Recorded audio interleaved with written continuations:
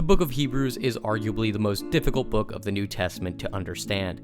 It's teeming with imagery and parallels to the Old Testament that require a deep knowledge of the Hebrew scriptures in order to understand. If I could summarize the entire book with one sentence, it would be, Jesus Christ is superior. This is a phrase you will see throughout the book.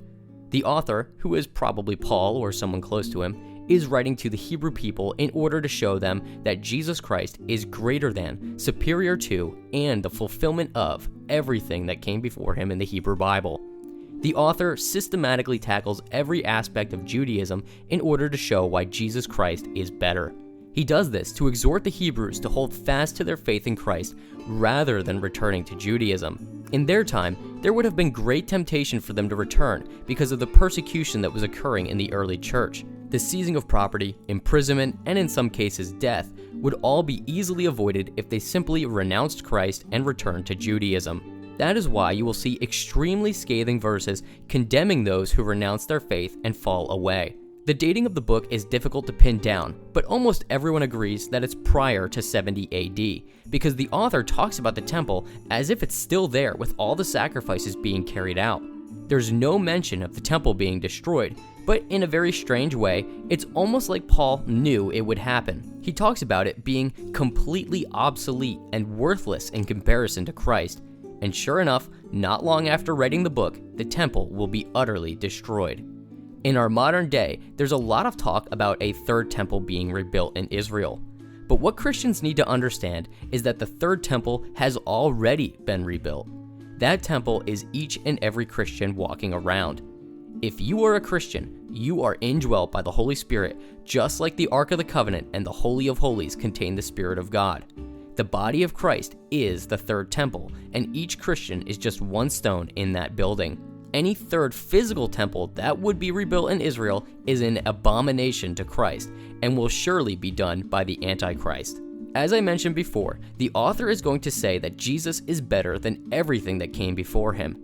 Jesus is greater than the angels, the prophets, Moses, Aaron and the priests, Joshua, the Old Covenant and its sacrifices, and the temple. He doesn't say that those old things are bad, but that they are fulfilled or obsolete. All of the things that preceded Jesus were meant to point us to him. They are likened to a shadow or a glimpse through the fog of things that were to come, that being Christ himself. This book explains the bridge between the Old and the New Testament. This new covenant that Christ established was prophesied about by Ezekiel and Jeremiah, and all the imagery of the priesthood and the sacrifices all point to Christ being the fulfillment of them all. And since Christ is the fulfillment of the temple, the priesthood, the altar, and the sacrifices, the Hebrews who converted to Christianity should not desire to go back to Judaism because it's been completely eclipsed by Christ. There is no going back because everything that came before him has been fulfilled by him. This is the basis for the entire book. Now, Paul is going to make major comparisons throughout the book to stories and people in the Old Testament and how they correlate to Christianity. These comparisons are very deep, and it would honestly take me hours to explain them all in depth. Believe me, I've done it. So rather than doing that, I'm just going to give you an overview. Paul is going to do a run-through of every major aspect of the Old Testament and describe why Christ is superior. He starts off the book of Hebrews by proclaiming that Jesus is no ordinary guy or prophet. Jesus is God, and he's the one who created all things and holds all things together. He makes it clear that Jesus is not an angel or a created being. He's the eternal Logos, or the Word, that created the universe. This is essential because many cults today say that Jesus is not God, or that Jesus is just an angel. Jews of the day saw angels as second only to God, so when Paul says that Jesus is superior to them, it had great significance. Only God has the ability to create from nothing, not angels or mankind. These verses are clear teachings that Jesus is God. Now, Jesus is God, but he briefly humbled himself from his exalted position in order to enter into creation as a man in every way just as we are. There are many reasons why he needed to do this, so let's tackle them one at a time. This is going to be a lot, and I really mean a lot, so bear with me here. Jesus had to humble himself from his exalted position into a man in order to be tempted in every way just as we are, but live a life that was without sin. He had to do this in order to become our great high priest, and to atone for our sins. A priest is someone who makes intercessions for God's people. They would make sacrifices on the altar for the forgiveness of sins. This is because without the shedding of blood, there is no forgiveness of sins. If you're wondering why something needs to die to atone for sins, here's why. This practice goes all the way back to Adam and Eve. God tells Adam that the day you eat of the fruit, you will die. Adam and Eve eat the fruit, but they don't die. This is because God kills an animal in their place in order to save their lives. But the sacrifice isn't one-to-one, is it? An animal's life isn't equal to a human, right? Right. So it's just a temporary sacrifice. It doesn't actually remove sin, but it's enough to atone for the sin temporarily. So those priests have to keep offering these sacrifices day after day and generation after generation because people sin all the time. So what Christ is doing here is he is becoming our great high priest who intercedes for us to God. But he's not just our high priest, he's also our sacrifice. Jesus had to become a human in order to die for our sins. It's absolutely critical that he was a human, otherwise he wouldn't truly be able to die in our place. Now, it's also essential that Jesus was sinless in order for this to happen. If Jesus had sinned, he would not have been the spotless sacrifice that was required. The entire sacrificial system was meant to point us to Christ because he fulfilled it. He was the spotless lamb that died in our place. He was the scapegoat of Yom Kippur. His blood atones for our sins. And this sacrifice on the cross that he made is not done over and over again like the priests of the Old Testament had to do every year. This was a once-for-all sacrifice. It's done and over with. He paid it all on that cross so that the sacrificial system would be complete. That's why Jesus proclaimed on the cross, "It is finished." This is why Christians have no need for an earthly high priest or sacrifices. The sacrifices are done, and our high priest is Jesus. Now, a natural question would arise for a Hebrew reading this. Jesus is not a Levite, so how can he be a priest? Well, it's simple. Jesus is a priest in the order of Melchizedek and not the order of Aaron.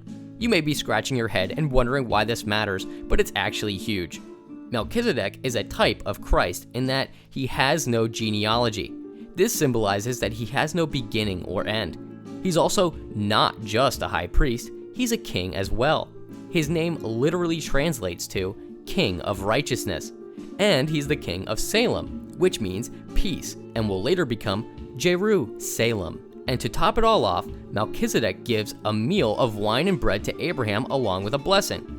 So he's King of Righteousness, King of Peace, and his priesthood never ends. He's also greater than Abraham because the greater blesses the lesser, and he established communion all the way back then. So yeah, that's why Jesus is allowed to be a priest. The old priesthood was insufficient for producing an everlasting priest, so there was a need for a priest in the order of Melchizedek rather than the order of Levi and Aaron. Okay, so let's take a deep breath and think about the implications of everything I just said. If you've learned anything so far, feel free to leave a like and subscribe. Jesus is our great high priest. He's interceding for us currently. His once-for-all sacrifice atones for our sins, and his priesthood will never end. What does that mean for us? Well, Paul tells us, "Therefore, since we have a great high priest who has ascended into heaven, Jesus, the Son of God, let us hold firmly to the faith we profess.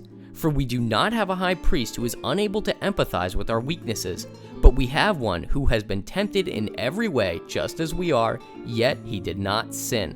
Let us then approach God's throne of grace with confidence so that we may receive mercy and find grace to help us in our time of need."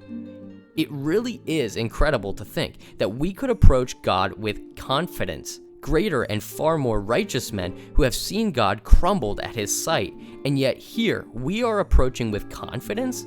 All because we have a perfect and excellent high priest. Rather than entering into a physical tabernacle that is only a picture of what is in heaven, Jesus entered the true tabernacle in heaven and presented himself as an offering for sin, and so forever tore the veil that separated us from God. Now he is constantly and forever interceding for us before God in order to bring us into sonship with him. His blood covers all of our sin. Okay, So, I hope I'm not losing anyone. I wasn't joking when I said that this book is very deep, and I really am not giving it the full credit it deserves in this summary. But now, let's move into the next strain of arguments that Paul is going to make. This parallel is going to have to do with the Israelites in the time of Moses and the Exodus. This one is absolutely critical for understanding the controversial warning text in Hebrews. Each step of the Exodus journey represents a parallel for Christians today. Moses is a Christ-like figure in the Bible. He rescues the Israelites from slavery in Egypt, which represents Christ rescuing us from slavery to sin. Moses crosses the Red Sea, which symbolizes baptism. Then he brings the people to the precipice of the Jordan River. The Jordan River represents death and judgment. The Promised Land on the other side is salvation and God's rest. But the Israelites waver in their faith and refuse to trust in God to deliver the Canaanites into their hands, and so they fall short of entering God's rest. Then, because of their disbelief, they perish in the wilderness. But before that, during the wilderness wanderings, Moses gave the people the law, just as Christ gave a more perfect law, a law that is actually able to save us. Alright, so what does all of this have to do with modern Christians? Well, if you remember, one of the main reasons for the book of Hebrews is to convince the people not to return to Judaism. Rather, they are to cling to Christ as their firm anchor. But here we have a lot of the Hebrews who would be tempted to go back to the old system in order to save themselves from persecution. This is where we get some of the most controversial verses in the whole Bible. There are a number of warning passages in Hebrews that seem to strongly indicate that someone can fall away from the faith. This is a big deal because in a number of theological frameworks, the idea that someone can lose their salvation is impossible. This is usually referred to as eternal security or perseverance of the saints or once saved, always saved. Now, I will probably do a separate video on this topic if there's enough interest in the comments, but I will lay out my basic understanding of the topic here. Do these passages indicate that someone can fall away from genuine faith in God? Yes, they do. But what does it mean for someone to fall away? I am specifically using the term fall away because to say someone can, quote, lose their faith implies that it could happen on accident or from sinning too much. When I say it is possible to fall away from the faith, what I am saying is that it is possible for someone to put their faith in God and then later to forget God and abandon their faith. It isn't an accidental thing that could happen, it's an intentional choice to abandon Christ's sacrifice and to turn to something else for salvation. If faith is what saves us, losing our faith is what will cause us to fall away. Faith is always the key ingredient for salvation. If someone has no faith, then of course, they won't be saved.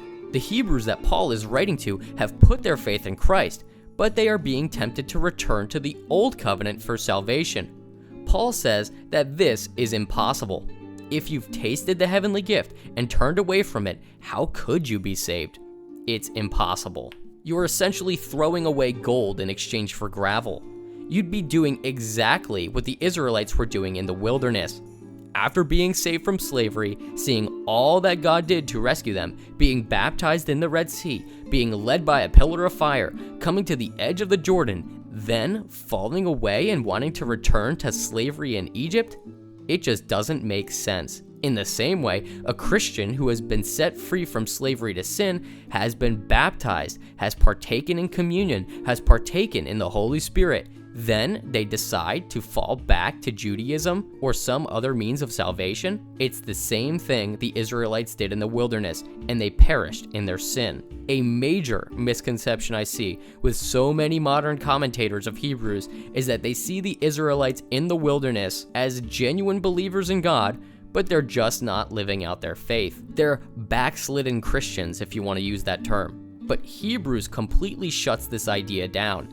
Those Israelites in the wilderness died in their sin because of their unbelief. They were not saved. They did not enter God's rest. I'm not saying none of them will go to heaven. Moses died among them. But I am saying the symbolism is there to show that they died in their sin in the wilderness. In college, I was tasked with writing a paper on these passages and giving my argument for what I thought they meant. I was once an eternal security guy, and I wrote my entire paper describing why I thought these passages did not mean that you could fall away. I remember very clearly clicking the submit button and then immediately thinking to myself, I am wrong about everything I just wrote. That was the day I changed my mind on this topic. I believe Hebrews is extremely clear that you can lose your faith, and throughout church history, this has been the nearly universal teaching of the church until recently. So yeah, that's my quick take on this, but like I said, I'll be doing a follow-up on this topic, so subscribe if you want to hear that. Hebrews 11 is one of the best chapters in the whole Bible, and it actually has a secret message in it. It's known as the Hall of Faith, and as you're reading through the chapter, you will see great men and women of faith and the amazing things that they accomplished through their faith in God. But you may think to yourself as you're reading, something feels like it's missing. You may not be able to put your finger on it right away, but once you see it, you can't unsee it. The major thing that is missing from every story in Hebrews 11 is none of the sin is mentioned. Not one mistake, not one lapse of faith, not even one mention of any wrongdoing, even from guys like Samson. But why? It's almost like the author forgot all the bad parts. Well, let me tell you, he did. The author of all scripture is God. David writes in the Psalms that God casts our sin as far as the east is from the west. He forgets our transgressions and does not hold our sin against us. This has all been accomplished through Christ. When Christ offered his body on that altar, his blood washed over all of our sins and cleansed us, making us white as snow. When God looks at us, he does not see our sin. He forgets them, and he sees Christ instead. That's the whole point of this chapter. That's what the author has been building up to this whole time. He wants to cement the idea that we are under a better covenant, and if we remain in it by faith, we will be righteous just as Christ is. We have an unshakable foundation. We have a perfect law, a perfect covenant, a perfect high priest, a perfect sacrifice, and a perfect God. We have no need for fear. God is with us. Do not shrink back. Do not fall away.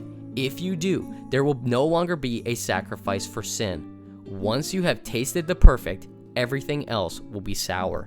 I hope you enjoyed and learned something, and if you did, feel free to leave a comment below. Comment with any questions, and I'd be happy to answer them. Leave a like and share this with a friend. It's always the best way to help out the channel. I'd be happy to go more in depth into this book if anyone is interested.